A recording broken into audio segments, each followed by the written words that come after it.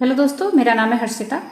पिछले कुछ सालों से योग का इतना प्रचार प्रसार हुआ है कि बहुत ढेर सारे लोग योग के कठिन कठिन आसनों को करते हैं, उसके वीडियोस बनाते हैं, उसको वायरल करते हैं, हमें आपको सिखाते हैं। मुझे ये नहीं समझ में आता है कि सर्कस में कठिन वाले अभ्यास करने से और जिम्नास्टिक में जो वो कठिन कठिन अभ्यास जो करते हैं उनमें और में क्या अंतर है। इसलिए क्योंकि फिर योग के वास्तविक स्वरूप की हम चर्चा ही नहीं करते हैं। वास्तविक योग क्या है उसके बारे में बताते ही नहीं हैं लोगों को। मेरा जब सेमिनार होते हैं, मुझे बुलाया जाता है लेक्चर के लिए, तो मेरा ये प्रश्न होता है कि आप योग के बारे में क्या जानते हैं। तो मेरा जो सेशन होता है उसमें ज़्यादातर 40+ के लोग होते हैं, तो उसमें बताते हैं कि आसन है, या फिर ज़्यादा आता है तो बोलते हैं नहीं नहीं प्राणायाम भी है। कुछ और ज़्यादा जानकार लोग होते हैं तो कहते हैं नहीं आसन है, प्राणायाम और ध्यान है, जिसको हम योग कहते हैं। तो योग बहुत इतना संक्षिप्त नहीं है, योग की विद्या बहुत बृहद है, बहुत विस्तार है योग का। तो आज के वीडियो में हम उसकी थोड़ी सी चर्चा करेंगे।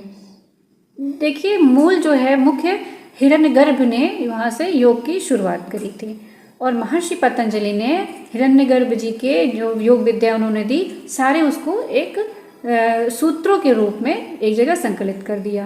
पतंजलि योग सूत्र के नाम से महर्षि पतंजलि ने सारे ज्ञान को एक जगह प्रस्तुत किया। उसमें 195 सूत्र थे।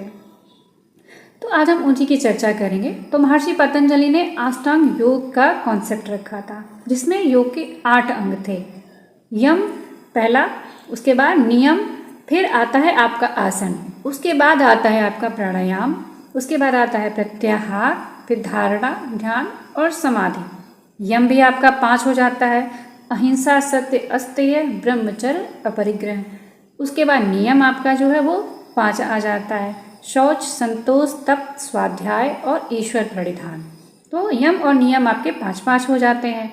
तो इस तरीके से 8 अंग होते हैं। ध्यान तो बहुत बाद की बात है, बिना यम और नियम के हम 8वीं सीढ़ी को नहीं पा सकते हैं।